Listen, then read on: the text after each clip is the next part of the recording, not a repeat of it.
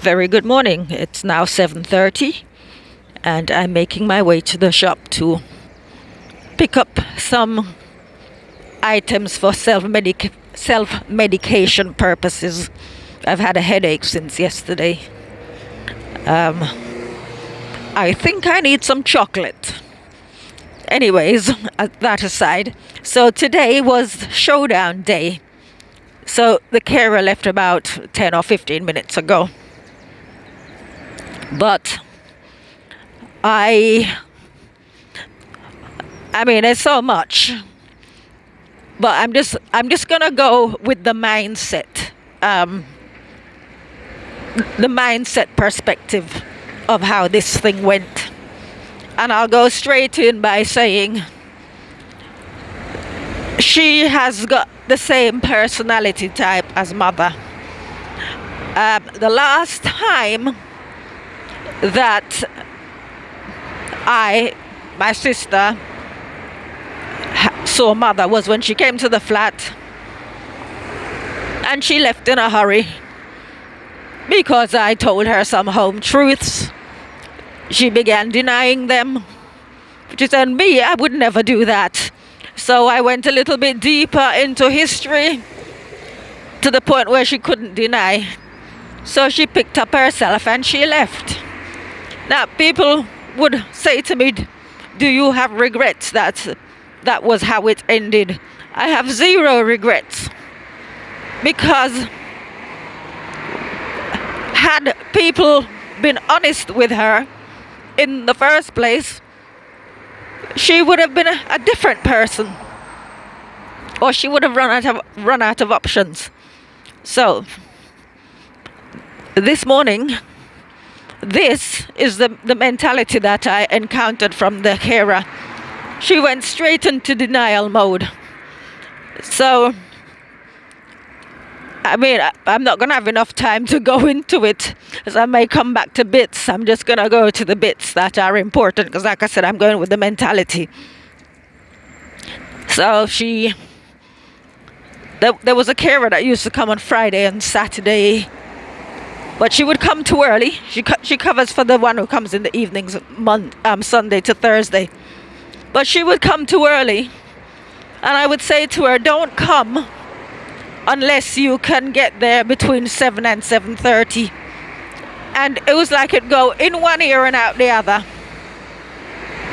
So this one would come and notice that nobody's signed the book, because she would still turn up anytime between 4 and 5:30. And my sister doesn't go to bed at 4 and 5:30. Right? So that was the only issue I had. It was very annoying that I'm having to repeat myself. I mean, what's not to understand? Don't come if you can't get here between 7 and 7:30. That's not too difficult, is it? So this one, when she would come on a Saturday morning or a Sunday morning, she would ask, did this carer come? I don't want to call names. And I said, yeah, she came early. And she would tell me she's doing it on purpose, because she doesn't want to do the job. You should let her give your sister a wash, or this kind of thing. And I'm thinking, why on earth would I want to degrade my sister like that, just to punish somebody? Because that's what it would boil down to. I'm punishing the carer. I want her to do her job, and so I'm gonna use my sister by degrading her. So anyway, what happened was, this woman, this carer, she went and lied. She actually told me. She went and reported the other one. And so they, in fact, she didn't just report her, she implicated me. She said to the effect, I said that in all the time that she's been coming, you have to put your sister to bed. Right? So, which I don't have a problem with. Because for me, I'd rather do that than be in a situation where I'm having to constantly repeat myself to someone, or they're not doing the job properly or something. I'd rather do it myself. So anyway, she went and did that. So obviously she's left an impression with the office that I've been complaining, which I wasn't, because I'm very straightforward. I will tell you exactly what I think. Right, so that's what I did with her this morning. I said to her, the woman from the office came by way of opening the conversation, and she asked me, did she say anything? And I said, she says you complain a lot. And straight away, I haven't complained about you. You see, because this is what people do. They think it's about you. So they're nice to you, to your face. But behind your back, you don't know what the heck they're saying. But because with me, people don't tend to say anything behind my back because they're scared of me. And they wouldn't want it to get back to me. So, cutting a very long story short, she went into victim mode and started talking about how, oh, this is ruining her day. She's concerned that this one has said she complains a lot. So I said, but you do. And I pointed out to her that she's supposed to work afternoons, but she doesn't. And I asked her, do you know why I tell you not to come in the afternoon? And she said, no. I said, because you have issues with your heart, and it would be cruel of me to have you walking up and down 4 flights of stairs twice a day. So that's why I don't let you come. And she says that she doesn't mind. Right, so when I was sick the other day and I was flat out on my back, she didn't say to me, I'll come over in the afternoon to help you out. She didn't say that. So like I keep saying, it's by a person's behavior that you know whether they're a good person or not. So it doesn't matter how she tries to spin it. She's already proved to me that she's not a good person. Right, so then I said, I'm sort of trying to bring her to acceptance. I said to her, you reported that carer to the office and implicated me. Oh, but that was a long time ago. It wasn't. Perhaps it maybe time flies, so I'm going to be generous and say maybe 2 months ago. So I said, look, it doesn't matter if a thing happened 10 years ago. It doesn't matter how long ago it happened. It's still relevant. Because she's saying, well, why are they bringing that up? Right? So I said, typical. That is exactly how mother used to conduct herself, which is why I couldn't be bothered with her. And finally, she said, she called the person by name, the one who came over yesterday. I think she's got it in for me. At which point I kicked off. I said, nonsense. Obviously because I'm recognizing mother's pattern.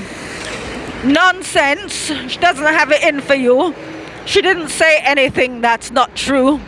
You do complain about the other carers. And I said to her, in future, what you should do, talk to the carer. And if they don't respond, if they keep doing the same thing, then you call the office. You don't make the first your first action to call the office. So I gave her examples, and I say there are things that I could report, but I don't. You speak to the person, or if it's something and it's nothing too drastic, then you do it yourself. You don't have to report everything to the authority. So that was that. So she left feeling sorry for herself. But like I mentioned yesterday, she broke my dental flosser, my water pick dental flosser. And I haven't heard a word from her. When she came, I didn't actually say this. The day after, so that would have been Thursday, I believe. she came in, and straight away she starts giving me a sub story, changing the subject, that her mother doesn't love her and how her mother treats her. Her mother's 96. She's a big woman. And I'm thinking, because I don't get drawn into anything emotionally. I don't start feeling sorry for anybody because they're telling me a story. I listen and I see where they're going with it. So that was her way of changing the subject. So she started telling this story about her the way her mother treats her, and I'm the only one who goes and spends time with her. I sleep over sometimes, and the others just go sort of once, just for an hour or so, and then they leave. So what she's doing there, she's trying to identify with me, like I'm the only one who's taken responsibility for my sister. Excuse me. That kind of thing. And it's like, I'm not into joining any sort of support group. I don't have support group mentality for a start. So that one wasn't washing with me. But, sorry. But you see, I don't give the game away. Not sure what's wrong with my throat. Yeah, don't give the game away. I will let the person talk, and I will assess, and then I will, if I need to come back to it, I will. Right, so it's sort of like she's looking at it from the perspective that she's going to appeal to me from the perspective where it's only me here with my sister. All right, everybody knows, if you've watched my other videos, you know what I think about all of that. People are responsible for their actions. If nobody wants to help, that's their problem. But my issue is that this isn't the situation I'm in. It was my choice, because I could have done similar to everybody else and just left my sister to get on with it and come up with some excuse that I'm busy. It could be anything. But you see, I don't play the victim. I don't take on the victim attitude like I'm such a good person. I've already said I'm wicked. And I mean, when I say I'm wicked, I kind of laugh within myself, because is wicked according to my definition, let's say. But I'm not into all this nonsense about poor me, feeling sorry for myself and all this garbage. I chose an action. I chose, my sister needed help, and I chose to go and help her. I just didn't know that I would still be here after 2 years, that's all. Right, so the idea that somebody's going to come and tell me about the way their mother treats them, and I'm so good, and all the rest of my sisters are rubbish because I'm the only one who puts the effort in, and she treats them better than how she treats me. Well, that's between the two of you. Work it out. Good morning. Work it out between you. It's nothing to do with me. Why are you telling me your sub story? And as I said, the only reason she's telling me that story is so that we don't talk about. So I will forget about the dental flosser. That's the only reason she's telling me that. This is how wicked people can be. They will conspire to such a small thing. To replace the part, it's you can get a packet containing 2 for £7 from Boots, right? So it's not even something expensive, and so you don't have to address the topic. You go all the way around the houses, and you come up and you start telling me a sub story about how wicked your mother is towards you. And as I said, she's a big woman. Her mother's 96. That's what she said. So anyway, so that's that. So the other thing was, she said that she's going to ring up the office and speak to the person who came around yesterday. And I said, you can do that if you want to. But my intention anyway, come 9 o'clock, I will ring her and let her know that I spoke to her. And I will tell her what the conversation was. But the bottom line on that is, the person who called me didn't say anything that wasn't true. Everything she said was correct, because that's behavior that I've witnessed for myself. So it doesn't matter. I just thought it was sort of like in a different situation, and I would have not so much scream, because I'm not the type to scream at people, but I would have got really dark and aggressive with her, and ask her what are you talking about. She has it in for you. I mean, I did as much as I could, trying to keep it as professional as possible, Because I didn't want to destroy her because she's got to come back tomorrow morning and the other mornings. But the point was, it was to leave her with no uncertain, to let her understand that. Sorry. Right. So basically, I wanted to leave her in no uncertain terms that she is guilty of everything she's been accused of. Right. So I know that mentality, and I know she's going to try and come back and try and prove that she's a good person, like what she tried to do on Wednesday.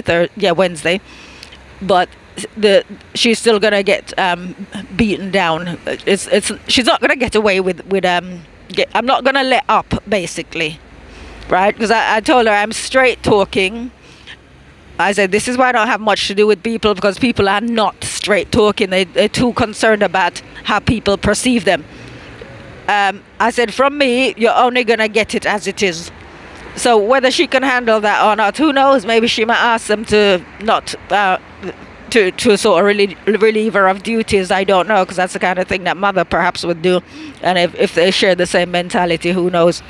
But we will cross that bridge when we come to it. It will be no skin off my nose. So that's your update.